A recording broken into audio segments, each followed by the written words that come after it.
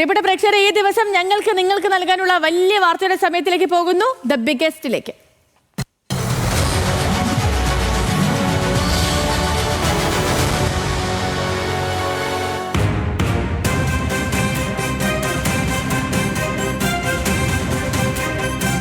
നിയമസഭാ തെരഞ്ഞെടുപ്പിൽ കെ സുധാകരൻ കണ്ണൂർ നിയോജക മണ്ഡലത്തിൽ സ്ഥാനാർത്ഥിയാകാൻ സാധ്യത. മണ്ഡലം പിടിച്ചെടുക്കാൻ സുധാകരനെ ഇറക്കണമെന്ന ആവശ്യം ഒരു വിഭാഗം ശക്തമാക്കി. സുധാകരൻ അല്ലെങ്കിൽ ടി.ഒ. മോഹനൻ, റിജിൽ മാക്കുറ്റി എന്നിവർക്കാണ് സാധ്യത കൂടുതൽ. കോർപ്പറേഷനിലെ അനുകൂല തരംഗത്തിലാണ് UDF-ന്റെ പ്രതീക്ഷ. രാമചന്ദ്രൻ കടന്നപ്പള്ളി മത്സരിക്കുന്നില്ലെങ്കിൽ കോൺഗ്രസ് എസിൽ നിന്ന് സീറ്റ് CPIM ഏറ്റെടുത്തേക്കും. News Malayalam the biggest. കണ്ണൂരിൽ നിന്ന് നിഖിൽ അളവൂർ ചേരുന്നുണ്ട്. നിഖിൽ, വിവരങ്ങൾ എങ്ങനെയാണ്? Sethu, good morning. ഏതായാലും കണ്ണൂരിൽ ഇത്തവണ അങ്ങനെ ഒരു പോരാട്ടത്തിനുള്ള സാധ്യത തള്ളിക്കളയാനാവില്ല. അതായത് കെ സുധാകരൻ വേഴ്സസ് CPIM എന്ന രീതിയിലേക്ക് കണ്ണൂർ നിയമസഭാ മണ്ഡലത്തിലെ പോരാട്ടം, തെരഞ്ഞെടുപ്പ് പോരാട്ടം മാറിയാലും അത്ഭുതപ്പെടാനില്ല എന്നുള്ളതാണ് നിലവിലെ സാഹചര്യങ്ങളിൽ നിന്ന് നമ്മൾ മനസ്സിലാക്കേണ്ടത്. അതിൽ പ്രധാനപ്പെട്ട കാര്യം, കെ സുധാകരൻ കണ്ണൂരിൽ നിയമസഭാ തെരഞ്ഞെടുപ്പിൽ മത്സരിക്കണമെന്നൊരു താല്പര്യം അദ്ദേഹത്തിനുണ്ട്. അതിനൊപ്പം തന്നെ പ്രവർത്തകരിൽ വലിയൊരു വിഭാഗം ഈ കെ സുധാകരനെ ഇറക്കി കണ്ണൂർ മണ്ഡലം തിരിച്ചു പിടിക്കണം എന്നൊരു വികാരം പങ്കുവയ്ക്കുന്ന ആളുകളാണ്. അതിന്റെ കാരണം, ഈ കണ്ണൂർ നിയോജക മണ്ഡലം കാലാകാലങ്ങളായി UDF-നൊപ്പം നിന്നതാണ്. N. രാമകൃഷ്ണനും നേരത്തെ കെ സുധാകരൻ തന്നെയും അടക്കം ജയിച്ചു വന്ന മണ്ഡലമാണ്. UDF-ന്റെ കുത്തക എന്ന് പറയാവുന്ന കണ്ണൂരിലെ ഒരു നിയമസഭാ മണ്ഡലമായിരുന്നു. അത് മാത്രമല്ല, CPIM-ൽ നിന്ന് നേരെ കോൺഗ്രസിലേക്ക് പോയ AP അബ്ദുള്ള കുട്ടിയെ വരെ UDF-ന്റെ സ്ഥാനാർത്ഥിയായി വിജയിപ്പിച്ചിട്ടുണ്ട് ഈ മണ്ഡലം. അങ്ങനെയുള്ള ഒരു മണ്ഡലം പക്ഷേ കഴിഞ്ഞ 2 തെരഞ്ഞെടുപ്പുകളിൽ രാമചന്ദ്രൻ കടന്നപ്പള്ളിയുടെ ഒരു വ്യക്തിപ്രഭാവവും എല്ലാം ചേർന്നാണ് LDF-ന്റെ കയ്യിൽ നിൽക്കുന്നത്. ഇത്തവണ അത് പിടിച്ചെടുക്കണം എന്നുള്ളതാണ് കോൺഗ്രസ് പ്രവർത്തകരുടെയും ഒപ്പം തന്നെ ജില്ലയിലെ ഒരു വിഭാഗം നേതാക്കളുടെയും ഒക്കെ ആഗ്രഹം. ഈ കടന്നപ്പള്ളിക്ക് ലഭിക്കുന്ന വ്യക്തിപരമായ വോട്ടുകൾ LDF-ന് അനുകൂലമായി ഈ മണ്ഡലം നിലനിർത്താൻ സാഹചര്യമൊരുക്കുന്നു എന്നുള്ളതാണ് നമുക്ക് മനസ്സിലാക്കാൻ കഴിയുന്നത്. അപ്പോൾ കെ സുധാകരനെ കൊണ്ടുവരികയാണെങ്കിൽ ആ കടന്നപ്പള്ളി പിടിക്കുന്ന വ്യക്തിപരമായ വോട്ടുകൾ ഇപ്പുറത്തേക്ക് കൊണ്ടുവരാൻ സാധിക്കും എന്നുള്ളതാണ് ഒന്ന് കോൺഗ്രസുമായി ബന്ധപ്പെട്ട ആളുകൾ പറയുന്നത്.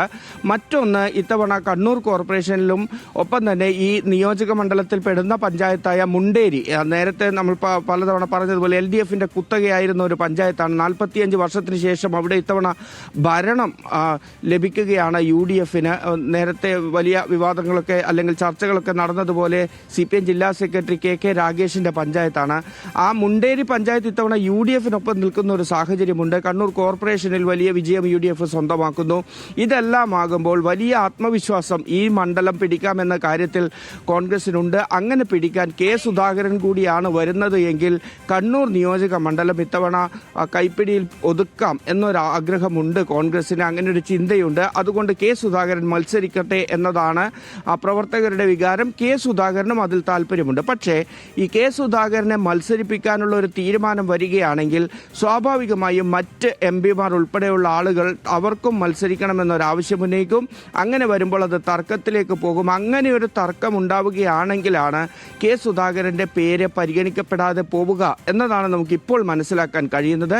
അങ്ങനെയെങ്കിൽ പകരം പേരുകളായി വരാൻ സാധ്യതയുള്ളത് ഒന്ന് മുൻ മേയർ അഡ്വക്കേറ്റ് ടി.ഒ. മോഹനാണ്. മറ്റൊന്ന്, ഇത്തവണ ആദികടലായിൽ അട്ടിമറി വിജയം നേടിയ റിജിൽ മാക്കുറ്റിയാണ്. യൂത്ത് കോൺഗ്രസിന്റെ സംസ്ഥാന നേതാവാണ്. ഒരിക്കലും പ്രതീക്ഷിച്ചിട്ടില്ലാത്തൊരു വിജയം എന്ന് തന്നെയാണ് കോൺഗ്രസ് ഇപ്പോഴും ആദികടലായിലെ റിജിലിന്റെ വിജയത്തെ കാണുന്നത്. അതുകൊണ്ട് തന്നെ ആ നിലയ്ക്ക് റിജിലിനെയും പരിഗണിക്കാനുള്ള ഒരു സാധ്യത UDF-നകത്തുണ്ട്. ഇനി LDF-ലേക്ക് വരുമ്പോൾ, രാമചന്ദ്രൻ കടന്നപ്പള്ളി ഇത് 3 തവണയായി കണ്ണൂരിൽ നിന്ന് മത്സരിക്കുന്നു.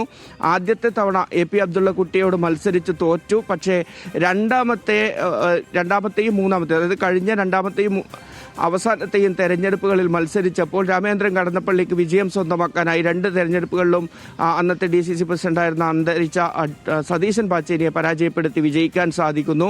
2200, 1100 വോട്ടുകളുടെയാണ് ഭൂരിപക്ഷമെങ്കിൽ പോലും ഈ കണ്ണൂർ ജില്ലയിൽ LDF-ന് വലിയ ആധിപത്യം മറ്റിടങ്ങളിലെല്ലാം ഉള്ളപ്പോൾ LDF-നൊപ്പം അധികകാലം നിന്നിട്ടില്ലാത്ത നിയോജക മണ്ഡലം ഈ കോൺഗ്രസ് എസിന്റെ കടന്നപ്പള്ളി രാമചന്ദ്രനിലൂടെ LDF പിടിച്ചെടുക്കുന്നത് നമ്മൾ കണ്ടതാണ്. അപ്പോൾ ഇത്തവണ പക്ഷേ കടന്നപ്പള്ളി രാമചന്ദ്രൻ മത്സരിക്കുമോ എന്ന കാര്യത്തിലൊരു സംശയം ഇപ്പോൾ നിലനിൽക്കുന്നുണ്ട്. അങ്ങനെ കടന്നപ്പള്ളി മത്സരിക്കുന്നില്ല എങ്കിൽ കോൺഗ്രസ് എസിൽ നിന്ന് CPIM ആ സീറ്റ് ഏറ്റെടുക്കുക എന്നുള്ളതാണ് സ്വാഭാവികമായും സംഭവിക്കാൻ പോകുന്നത്. കാരണം കടന്നപ്പള്ളിക്ക് പകരം മറ്റൊരു സ്ഥാനാർത്ഥിയെ നിലവിൽ കോൺഗ്രസ് എസിനിവിടെ ചൂണ്ടിക്കാണിക്കാനില്ല എന്നുള്ളതാണ് നിലവിലെ സാഹചര്യം. ഒപ്പം മറ്റ് ഘടകകക്ഷികൾക്ക് അങ്ങനെ നൽകാനുള്ള ഒരു സാധ്യതയും കുറവാണ്. അങ്ങനെയെങ്കിൽ കണ്ണൂർ നിയോജക മണ്ഡലത്തിൽ കെ സുധാകരനും CPIM തമ്മിലുള്ള ഒരു തെരഞ്ഞെടുപ്പ് ഫൈറ്റ് കാണാം എന്നുള്ളത് തന്നെയാണ് നിലവിലെ ഏറ്റവും സജീവമായ ഒരു സാധ്യതയായി നിൽക്കുന്നത്. സേതു. ഓക്കെ, ശരി നിഖിൽ. ഈ വലിയ വാർത്ത പ്രേക്ഷകരിലേക്ക് എത്തിക്കാൻ നമ്മുടെ നിഖിൽ അളവൂർ പറഞ്ഞ പോലെ കണ്ണൂരില് തദ്ദേശ തെരഞ്ഞെടുപ്പിൽ UDF കിട്ടിയിരിക്കുന്ന ഒരു മികച്ച വിജയമുണ്ട്, മിന്നും ജയമുണ്ട്. അതിന്റെ ഒരു ആത്മവിശ്വാസം കൂടി പാർട്ടിക്കുണ്ട്, മുന്നണിക്കുണ്ട്. മാത്രമല്ല ഇതിൽ നിന്നൊക്കെ നമ്മൾ മനസ്സിലാക്കുന്ന കാര്യം, ഇപ്പൊ ഇന്നലത്തെയും ഇന്നത്തെയും ഒക്കെ നമ്മുടെ ബിഗ്ഗസ്റ്റുകളൊക്കെ പരിശോധിക്കുമ്പോഴത്തേക്കും മനസ്സിലാകുന്ന ഒരു കാര്യം എന്ന് വെച്ചാൽ മുന്നണികളൊക്കെ ഇപ്പം LDF ആണെങ്കിലും UDF ആണെങ്കിലും BJP ആണെങ്കിലും മുന്നണികളൊക്കെയും ഈ നിയമസഭാ തിരഞ്ഞെടുപ്പിലേക്ക് ഇറങ്ങിക്കഴിഞ്ഞു. സ്ഥാനാർത്ഥി നിർണ്ണയം അടക്കമുള്ള ചർച്ചകൾ സജീവമായിട്ട് പോകുന്നു. അടിത്തട്ടിലുള്ള പ്രവർത്തനങ്ങൾക്കൊക്കെ അവർ തുടക്കം കുറിച്ചിരിക്കുന്നു എന്നുള്ളതാണ്.